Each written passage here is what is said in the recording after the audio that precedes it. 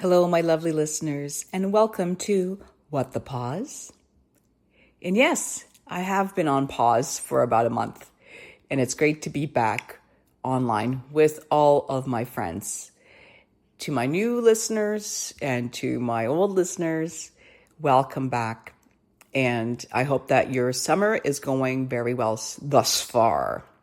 So I'm going to give you today's episode rundown. I'm not doing this on video because this is probably going to be one of the most vulnerable podcasts I've done, especially if you have been following me on LinkedIn, and you could do that with using my real name, Amalia Kartsonas, and you can see what I have been going through. And I wanted to share this with you because I feel that we do not discuss what our realities are enough. We read them, certainly hear them from people's comments, but this is coming from me now, all right? A trusted source, as I like to say, with credibility.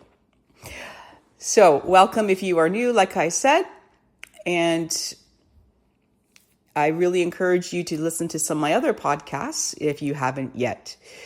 So today, I'm going to talk about what's happened to me in the past 4 weeks.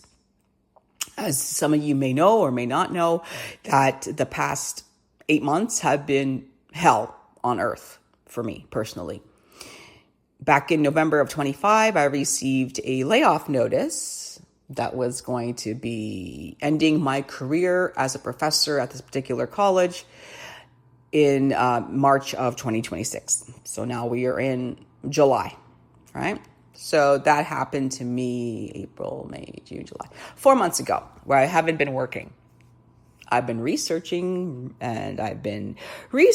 what I wanted to do in my next stage. Because the world of academia no longer exists. Everybody wants to get on the AI horse in academia, and they're going to figure it out as they go along. No. I am now turning to the world of ed tech, education and technology, my two favorite things that become immersed together, all right? Because utilizing technology properly for the use of learning and engagement, that's where you're making a difference. And obviously using it to create critical thinking skills, because that's something clearly our students do not have this day and age. But I digress. So I got this layoff notice.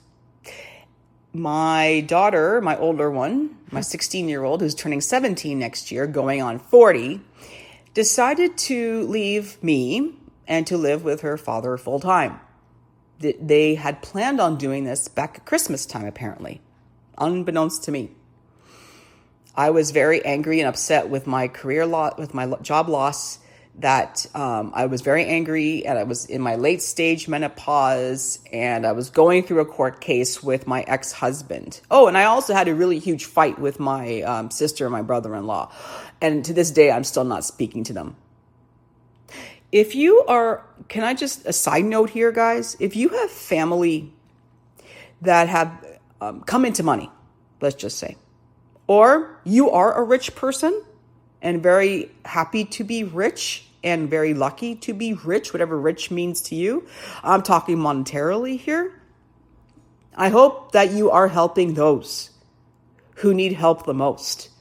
I hope that you are not putting others down because they don't have the same bank account number as you. Because I can tell you this, I am proud of what I have accomplished in my life. I have had jobs since I was 14. I've had many cars, 3 homes, all on my own. I've had a nervous breakdown, university scholarships taken away because of said breakdown, financial responsibility since I was 16 years old. I helped my parents buy a house at 19 years old using $10,000 that I scraped and saved for the 3 jobs I was working, because I did not want them to live in a building that we were in the projects, for them to retire in.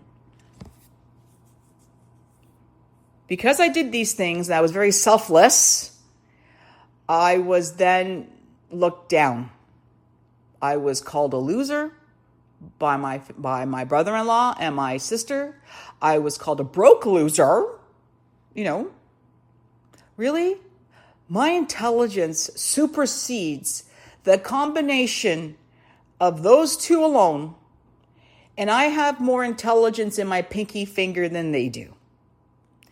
It's crushed me. And they don't see my successes. They don't see where I've come from. Yet my sister should, because she lived with me for the first 23 years of her life, right? She was born poor, just like me. And now they've come to a point where everybody who is not of their league can go and fuck off, including family. And I am still in shock. So my daughter, my older one, decided to leave because she says that I was the one that created all the terrible fights that we had. That, I should kiss their ass, apparently, because they're rich. Are you freaking kidding me? And I told her, this is where her father comes into play, because she sounded just like him. And she basically said to me, Mom, you lost your job. You just cut off communication with the only people that can give you money. What do you expect me to do? Now, I'm sure you're thinking, holy shit, if I talked like that way to my parents when I was that age, I would not have a head on my shoulders. And you're absolutely right. So I just let her say what she had to say, because you know what? I had no capacity in my brain or in my nervous system to even think about that. And when she left that door in February, I said to myself, she's going to come back and she's going to learn. Now it's July. I've texted her quite a few times. No response to my mother. And even my rich sister actually, reached out to her, and she has yet to respond to her. So I don't know what's going on with my older mind's head, but let me tell you, she's very stubborn like her mommy, but she's very, very manipulative like her father. But again, sorry, I'm not trying to trash on my daughter, but you can see where I'm going here. And then this is what took the cake for me, though. So job loss. My sister, my brother-in-law calling me a broke loser and never wants to see me again. Okay, no problem. And then I have, the court case that came in. I was in court a year ago, actually, and I just received the endorsement or the final outcome from the judge. This came in May, and I don't know what the judge was looking at in terms of exhibits, because I was so prepared. I'm self-represented, always have been, and I lost the case. I lost the case so much that I need to come up with $30,000 to my ex-husband, which I'm not working right now, so they cannot take any money away from me, and so be it. And I'm going to tell you right now, folks, our legal system in Ontario or in all of Canada is garbage. Very similar to what the Supreme Court is in the US, because clearly, you know what's going on there, right? So those are the things that threw me into a rabbit hole, right? We all know that rabbit hole. So we're going down this rabbit hole, and I'm telling you, quite freaking fast, because it got to a point where I wasn't getting out of bed. I was extremely depressed. I wasn't eating for 3 weeks. I don't know how I even got the energy to take a shower. And I said, okay, is it because I received so much bad news in such a short time? Is it because I'm going through late stage menopause and I'm finally finishing my cycles? Is my medication no longer working? I had no more answers. And the last thought I had in my mind was, I really want to take my car and just ram it into a building so I can unalive myself. And that, my dear friends, is where you need help. So in the past 10 years, I've been to many psychotherapists, psychiatrists, doctors who have no fucking clue what to do with me. And we're talking 10 years ago. They all said, one said I was bipolar. One said I was borderline. I'm like, are you freaking kidding me? Now you guys are really ridiculous. But and I'm going to come to, because I don't like giving a label for anything, but I know it wasn't those two things. I was majorly depressed. Okay, let's call it what it is. Now, let's go back 10 years ago. 10 years ago, I went to my doctor in Kitchener, and she's only a couple of years older than me. We're going through menopause together. Yay. She decides when I'm, 10 years ago, at the age of 44, not to listen to my symptoms, but rather because I had a history of depression in my family from my father. I had 2 kids already. I had my first child at 38, my second child at 40. So at 44, and I just finished breastfeeding 2 years before that, could possibly be there's a hormonal issue happening here. Not necessarily psychiatric. So I said to her, well, and this is funny because when I was 44 years old, I didn't know I can do HRT. I was told I can start HRT at 50. So who the fuck knows anymore, right, at this time? But my doctor said, nope, no HRT for you. You're going to get some Cymbalta. Now, if those of you who are on Cymbalta know this SRI is the most dangerous one. It's the one that's the most hardest to come off of. And I've been on it for 10 freaking years. My medication was no longer working. Oh, and I was also given Wellbutrin in 2018 because my anxiety increased. Well, you know that anxiety is one of the things that actually increases when you're in perimenopause. But again, my doctor didn't think I was in perimenopause or anywhere near it because she wasn't. And I wasn't 50. So when I turned 50, I went back to my doctor. This is during COVID, by the way. And I said, you're going to give me my HRT right the fuck now. And those exactly were the words I used for her. And I said, and you're going to get me this menopause specialist. I found one in Hamilton when I'm no longer in their catchment because I live too freaking far. And so again, this is now 2021. And she decides to give me the HRT until I see the menopause specialist. I had to wait. No, let me say that again. She did not give me HRT. She wanted me to wait for the menopause specialist so that she can give me the HRT. I waited 2 years to get my HRT because of COVID. Oh my God, every single excuse during that time. Anyway, so I got my HRT, my gel, my progesterone. In 3 days, I felt like a new woman. The rage went away. The anxiety decreased. Okay. And that was working for a while. Okay. So we're talking 2022 until July when my whole medical regimen was working and then stopped. So last month, I went and to a hospital 1 hour outside of where I live in southwestern Ontario because I couldn't handle it anymore.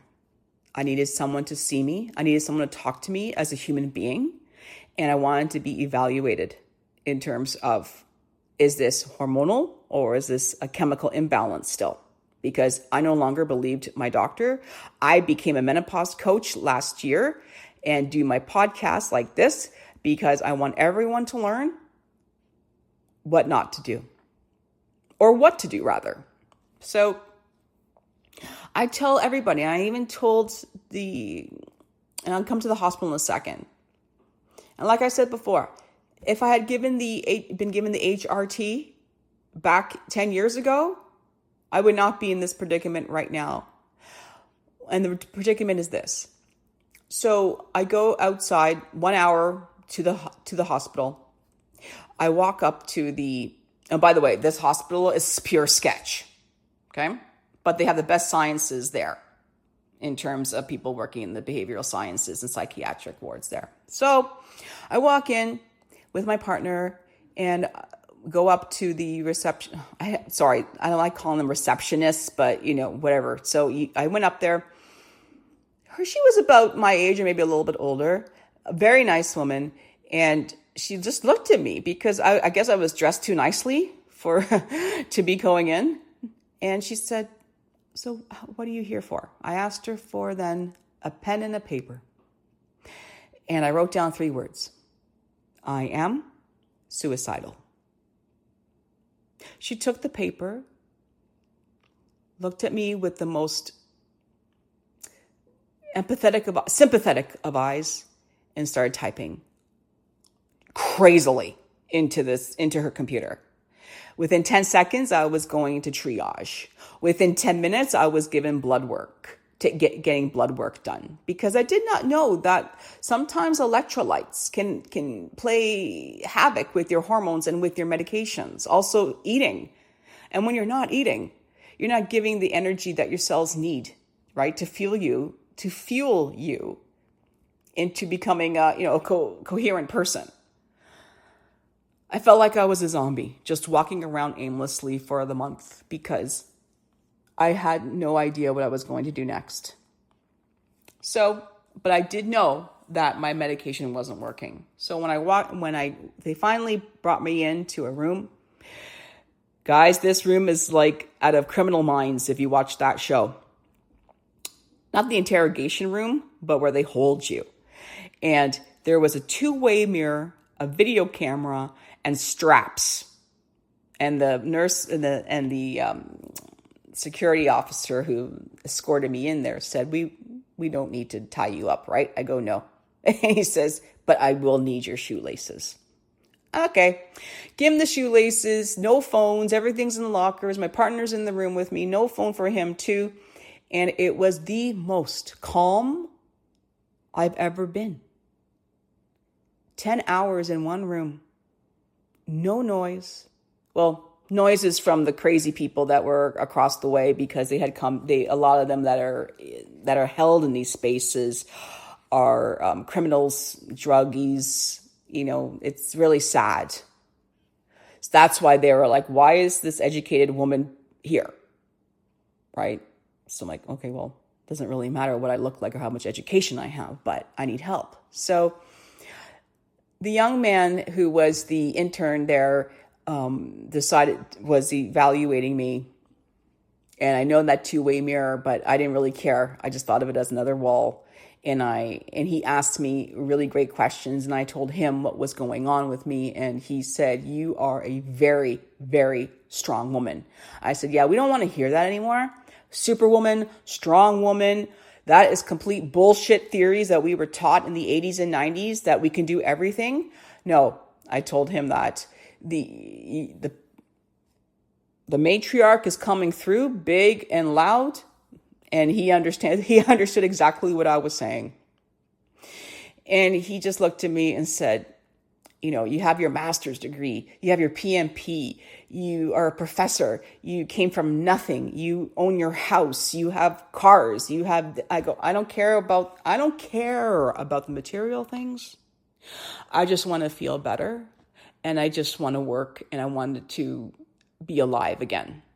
So, and I also gave him kudos for his bedside manner, because let me tell you, if I didn't have good bedside manners from whoever was evaluating me, I think the security guy would have came in to stop me from punching the shit out of the evaluator, because that's how angry I was and fed up with the system.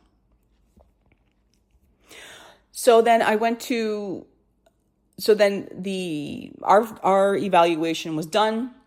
His boss came in, and when we were talking about bedside manner just now, not so much from this guy. And I told the young man I looked at him to say that, keep up with your bedside manner. And he knew exactly what I was referring to and started smiling. It was about the best hour of my life, where I didn't have to pay $400 for a psychiatrist, or a psychotherapist rather, to give me some bullshit evaluation. And his boss came in and said, you have major depression disorder. And we're going to get you off of the Wellbutrin because that's exasperating your anxiety even more so. And it turns into depression when it escalates so high. But we're going to keep you on the Cymbalta until you see a psychiatrist. And I'm like, okay, I'm fucking had it. So I just said to myself, I just smiled and I said, great. So I have to go back to my doctor, right? Yep. Of course I do. So my partner was very mad because he wanted me to stay there. I didn't want to stay there. They wanted to put me up in a room on the other floors. I said, no, I'm good. I just wanted an evaluation and I want to go home. And which we did. And I must have slept for 2 days. It just felt so good just to get everything off my chest, to then have the grace to reset my mind, my body, myself. And at that day, I said to myself, I am now going to be heading into post menopause, which, ladies, if you're listening, July 16th was my first day in post menopause. So yes, at 54 3/4, because I'll be 55 in October, I can proudly say I'm in post menopause. And I know that I'm going to ask to be tapered off of the Cymbalta and reassess my HRT, reassess all my labs. Because at this point in my life, I no longer want the psychiatric medications. I know that I am, that my hormones are the ones that were always been the culprit and not the medication and not my depression. It was all hormonally related. Okay. So why am I saying this to you all? Is because if you need a break, if you need the grace just to catch up with you, catch up with what you like to do. I started a Substack on my life because I want people to know what it was like as a first-generation Canadian to Greek immigrant parents who even those two were of different generations. My mom was a boomer. My mom is a boomer. My dad was born in 1932. I'm a Gen Xer along with my sister. And let me tell you, it was not a healthy or positive ride. Some may attribute my depression to my father, but I do not. So if you're on Substack and you're looking for Good Greek Girl Gone, that is my new Substack. But this podcast is all about my menopause journey, right? I want you all to know that today, as I speak to you on Saturday, July the 18th, 2026, I have not felt more clear in terms of what I want to do. I am in the midst of an interviewing now, of being interviewed for a position in EdTech. So I'm very blessed to, hopefully I'll get it. We'll see next week when I record my next podcast. So please keep those positive vibes for me, and I'm going to be sending out positive vibes for you all out there. I'm letting you know that I'm back. I'm going to be back to interviewing all of my guests. So the forms for coming onto the show are open, and I will be posting this momentarily. I really, really do hope that this resonates with you. And by the way, I still don't talk to my daughter. My youngest one and I have been having an incredible summer with doing some really cool things and experiences. I have been going to all these anime events with her as she loves. I'll be going to Fan Expo with her because I like to cosplay too. And every time I cosplay, I use it as a Halloween costume. So I think what I want to say to you all is it's summertime. Yes, the world's in hell. This weather is in hell. It's making us crazy. Be good to yourself, please. Be good to others, because you just don't know what's behind that smile. Because when people reached out to me after my LinkedIn post describing what I went through, people I haven't heard from in 20 years that I worked with, that always said to me that your tenacity, your passion, your drive for everything and anything is what set me apart from everybody they have ever worked with. And I am so blessed to have people that were in my early times of my career. And you guys know who all I am talking about. Yeah, Bill, you're there too, back in 1996. And today I am now so happy and so blessed, and I'm going to be having 2 workshops happening at the in the library systems here in Waterloo, and I will be advertising those. And these are free workshops all about the myths and truths about menopause, and I'm very, really happy about that. I hope to get some standing room only there. So I hope you guys, thank you for bearing with me, rather, in terms of me becoming very transparent and very vulnerable to you all. Please know that I'm great, and I hope you are too. If you need to send this to somebody, please do, because I know a lot of us are going through hell right now, and we don't have to go through it alone. But we need to make sure we have the right supports and treatment plans in place.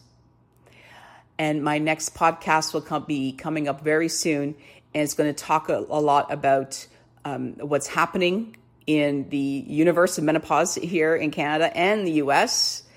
And also, I'm going to talk about my new doctor when I see her in a couple of weeks. I'm so thrilled because she's coming from the UK and she's all into the hormone health and mental health. So I'm thrilled. Does my present doctor know about her? Absolutely not. But she's going to learn hella fast about that one. All right, everybody. So again, please subscribe. If you want to repost this, please do. If you know anybody who is going through the same, please send them this link. And if you want to be on the show, please go on my oh my goodness, now I'm fading. Please go on my website at whatthepause.co. You can also email me at Amalia at whatthepause.co. You can find me on Instagram, Threads, Facebook, YouTube, and my LinkedIn as well. So let's conclude this with my same mantra as each time. Be well, be safe, and embrace the pause.